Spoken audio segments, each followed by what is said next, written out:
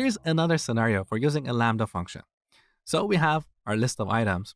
Let's say we want to filter this list and only get the items with price greater than or equal to $10. Again, one basic way is to define an empty list, like filtered. Then we iterate over our list of items. For each item, we get the price. If it matches our criteria, we'll add it to this list. But that's pretty basic. A better approach is to use the built-in filter function. Look at the parameters. This function, just like the map function, takes two parameters, a function and an iterable.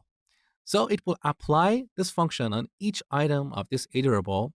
If the item matches some criteria, it will return it. So let's see how we can use this function.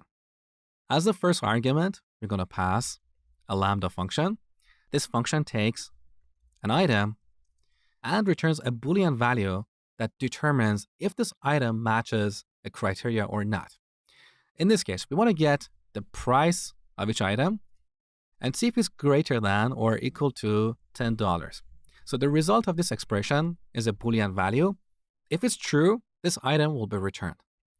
Now, as the second argument to the filter function, we pass our items list. Let's temporarily store the result in a variable called x and print it.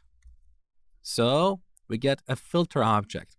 A filter object, just like a map object, is iterable, so we can loop over it, and we can also convert it to a list right away.